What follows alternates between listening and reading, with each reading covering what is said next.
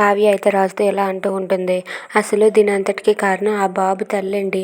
ఆ వెన్నెల ఎవరో ఏంటో మీరు నిజం బయట పెట్టండి. ఆ బాబు తల్లిని తీసుకుని వస్తే ఆ బాబు ఖచ్చితంగా మీకు పుట్టిన బాబు అయితే నేను ఇక్కడి నుండి తప్పుకుంటానండి. మీ గౌరవం ఉంటుంది, మీకు పేరు ఉంటుంది. మీరెందుకండి ఇక్కడ మాటలు పడి ఇలా మౌనంగా నిలబడి ఉండాలి అని చెప్పి కావ్య అంటుంది. అది విని ఇంట్లో వాళ్ళంతా కూడా రాజు వైపు అలా చూస్తూ ఉంటారు. ఇక తాతయ్య బామ్మ కూడా అలా రాజుని చూస్తూ ఉంటారు. ఇక రాజు ఏం సమాధానం చెప్తాడా అని చెప్పి అనుకుంటే ఇంతలో రాజు మాత్రం మౌనంగా ఉండేసరికి కావ్య ఎలా అంటుంది.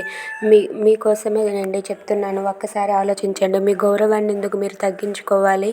మీరు కానీ ఆ అమ్మాయిని తీసుకువచ్చి అదే కానీ నిజమైతే నేను ఇక్కడి నుండి తప్పుకుంటానండి అని చెప్పి అంటుంది. అది విన్న అపర్ణ అయితే కావ్య చెప్పిన దాంట్లో ఏమాత్రం తప్పు లేదు, కావ్య చెప్పింది కరెక్టే అని చెప్పి అంటూ ఉంటుంది. అది విన్న రాజు అయితే ఇప్పుడు ఏం సమాధానం చెప్పాలని చెప్పి అలా ఆలోచిస్తూ ఉంటాడు. Thanks for watching friends. Please subscribe our channel. Thank you.